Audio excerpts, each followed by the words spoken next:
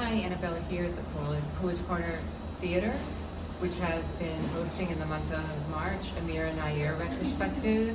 She is a director that has been around for decades, but is currently best known as the mother of New York City's new mayor.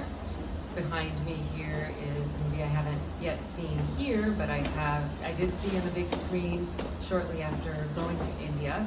And this is the story of a man returning to India after the death of a parent. Being the firstborn son, it is his responsibility to shave his head, which is something my husband would have to do as the firstborn son, except that he's already ready for that since he has no hair. But this was a really interesting movie of people of Indian descent going back to the motherland. That is a theme of some of Mira Nair's movies, including a movie that just showed recently here, Mississippi Masala, which was an early Denzel Washington movie.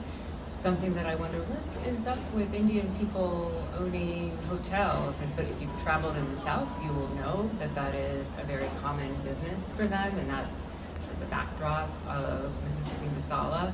But the movie that I saw here was Salaam Bombay, a movie that I had seen in college when it first came out on the big screen. Very interesting story that became a lot more meaningful to me having now been to India.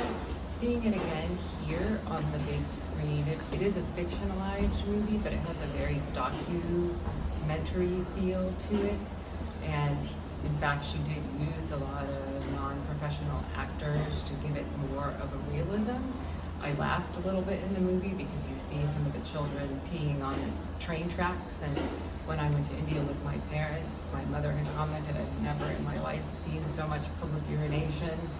Salaam Bombay was a very celebrated film, and some years later there was a documentary, Born to Brothels, about the brothel business in India, which interestingly, when we were in India, the BBC World happened to have a documentary about that. But when I asked our tour guide about the brothel business, and we had stopped at a truck stop where it was very apparent that there was a truck stop brothel, the tour guide said, oh, we don't really have prostitution in India. I think there's prostitution everywhere.